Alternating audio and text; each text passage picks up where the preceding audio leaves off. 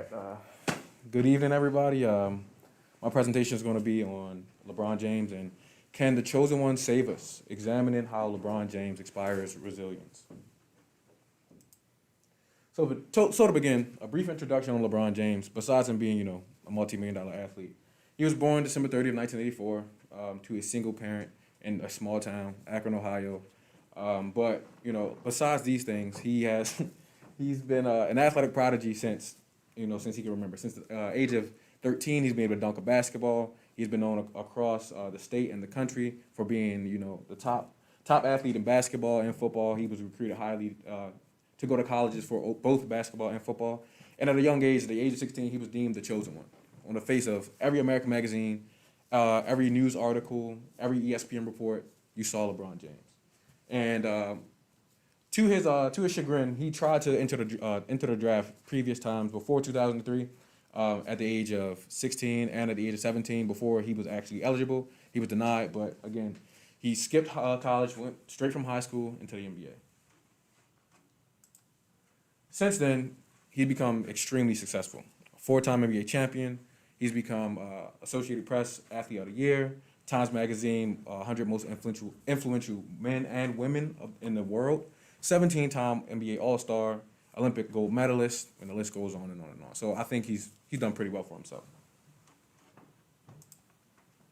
But it's a side of LeBron, Mr. James, that not everyone gets a chance to see. Not only is he an actor, he's an entrepreneur. He's a social activist. He's a philanthropist. The list goes on and on and on. The list of accomplishments continues to grow every day. And this side often isn't seen because it's not always in the spotlight. People always want to talk about the bad. So they talk about the shot that he missed, the decision of going to Miami instead of staying in Cleveland. You hear about those things before you hear about him actually opening a school, him donating money to good causes, and things of that nature. So why did I choose LeBron James? Why LeBron James is important to this study? Well, not only is he a cultural icon, he's been that way since the age of 16. So a majority of his life has been spent in the spotlight. And you just look back at it, and he's been an exemplar of hard work. He's taken, a lot. He's taken his roots of coming from nothing and grown to something exponential. Again, coming from a single parent household, very poor, not knowing where his next meal was going to come, to actually becoming one of the most world-renowned athletes, world-renowned people to ever exist. Again, he stands up for those who don't have a voice. He stands up for injustice. He stands up for all people who might need that helping hand. If you have a problem, and whether that's social activism, whether that's just female or male empowerment, LeBron James is typically on the side of a good cause. Now, for this project, I'm using a 20-year window from the time he was 16 until now. So over his entire career of being in the spotlight, I guess you could say. I'm using articles, media clips, interviews from not only himself, but peers and other news reporters to kind of give an unbiased opinion. You have those that might have spin, some that are just general off the head, just more natural interview thoughts and things like that. And again, just giving his own critiques and his own defense of ideas that might come down on him. And it just shows how not only the media, but the audience can start to villainize people that do good works. So to introduce how I'll be looking at this project, I'll introduce first what media framing is. And media framing is used by media producers to create perceived realities that the audience can start to understand. So it takes a story and it gives you certain ideas that it wants you to know and what it doesn't want you to know, so that way you can believe what they want you to believe. And it serves as a form of what we call a communication inoculation. You take a small piece of information, you place it in the back of someone's mind, and it helps them to believe and recreate ideas later down the road when you reintroduce new stories. And that also helps for the media producer to influence and spin narratives one way or the other. We typically see it when we talk about day-to-day media. We talk about the left and the right, and those are just ways that we spin stories so that a certain group of people will believe a story opposed to the other. But four central questions that we always ask whenever we go over media framing is, what does the story consist of? Who does the story consist of? What's left out of the story? And what's included in the story? Because again, these things will help to determine what is actually there, what actually is the facts, and what has been manufactured to help you believe or push you one way, persuade you another. So first and foremost, this image was highly controversial. Again, it seems to be a good thing. If we look at the image on the right, he is the first male athlete to ever grace the cover of Vogue magazine, the first male African American athlete, with the beautiful Giselle Brady. But if you just give it some historical context and look at the left, this is World War II propaganda, and it says, "Destroy this mad brute. You enlist in the U.S. Army." The mad brute is likened to LeBron James, and the damsel in distress is likened to Giselle Brady. And going even further, Jamal Hill says here, "Too often black athletes are presented as angry, overly aggressive, overly sexual, or sometimes they're just plain emasculated." So it just goes into the idea that you create, something good and you make it look bad because you're able to liken these images, liken these ideas to something extremely negative. You take, one of the, albeit he's one of the largest athletes to ever, grace the planet, but you then liken him to an ape because of the ideas that are understood behind these images.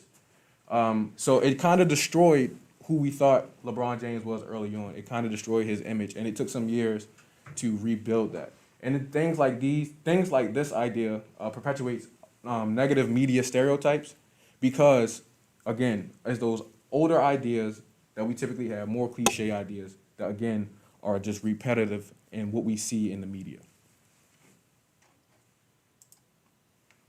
So more recently, within the last month or two, Zlatan Ibrahimovic, an international soccer star, actually from Europe, speaks on how he feels about LeBron James being socially and active in his community about social and political ideas. And he said specifically, "The first big mistake people do when they become famous and they become a certain status, they just need to stay out of it. Just do what you do best because it doesn't look good." Specifically speaking on LeBron James being in the presidential race, speaking out in support of Black Lives Matter, trying to strike down against police injustices. Most people do not agree with that on one side of the spectrum. There's a lot of people that also do agree. And LeBron James says, kind of loosely here, that as long as he breathes, as long as he's able to do the thing that he does, as long as he has his platform, it's not right for him to not stand up for those people who need him. As long as he's able to do those things, and he feels like, and he knows that he's continuing to do those good things because those people matter just as much as everybody else. And because they don't have that platform to defend themselves, he himself is going to do that so that in hopes that they can do it themselves one day. And kind of doubling down on that point, a few years ago, 2018, Kevin Durant and LeBron James were in an ESPN interview with Sage Steele. It's a podcast, kind of informal type deal. And of course, it hit mainstream media. And Laura Ingraham, in short, told him shut up and dribble. Calls the things they say unintelligible. Says, how could you ever believe or ever listen to someone that didn't even go to college when, this man, Mr. James, has gone on to become extremely successful without going to college and has since educated himself. Just questions his ability to think outside the realm of basketball. And specifically, she says, verbatim, "It's always unwise to seek political advice from someone who gets paid $100 million a year to bounce a ball. Keep the political comments to yourselves, shut up and dribble." So again, you take someone who's using their platform for good and kind of demeaning it simply because he doesn't agree with what President Trump said. And James's and Durant's comments were in direct response to Trump covering a social riot earlier in that summer.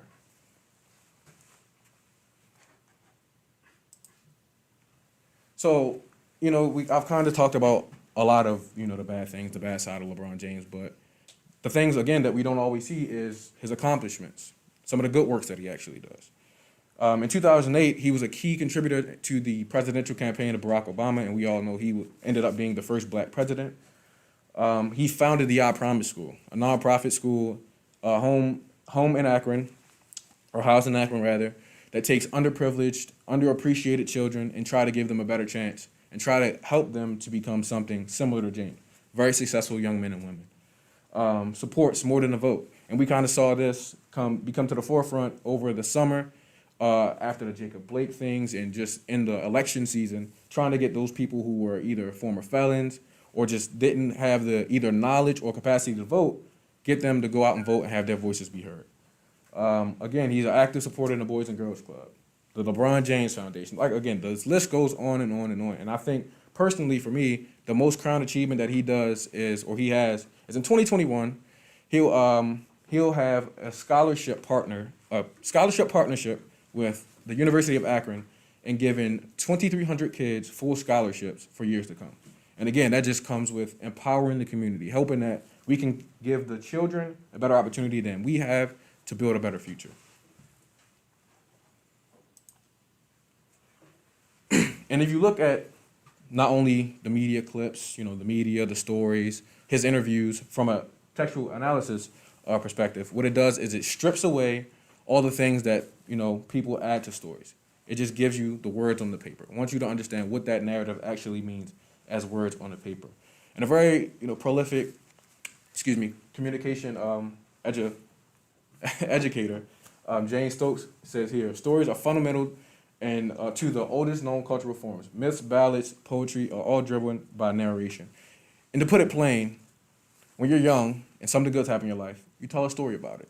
Even now, when something good happens in your life, when you're excited about something, you tell a story. It's natural to what we do as humans. We tell stories. For the longest time, most of our stories weren't even written down. They were passed down orally. And again, that just goes back to what this idea is. And she takes it a step further and said, we take as our object of analysis the entire text, focusing on the structure of the story or the narrative. So again, it strips away all of the words and the meaning, and it just, what those words on the paper mean will give an understanding of what we need to actually believe about a story or narrative. So in conclusion, James serves as, just one example of how hard it is just to stay motivated to do the right thing, especially for those in the spotlight. It takes both persistence and perseverance to continue to be extraordinary despite what your peers might say. With the odds stacked against him, James has found a way to be successful as an athlete, entrepreneur, activist, philanthrope, and a father. It takes more people like James to continue to inspire and facilitate change so that we can hope to have a better future. So just doubling down on this point, just understanding that there are many, many, many extraordinary people among us of all creeds, all colors, all nationalities. And we need to learn as people to not only open our hearts to them, but what they actually do. And just soften our hearts to, be more inclusive, more open to advancing society instead of holding it back. Be more willing to help good works instead of tearing them down. Thank you.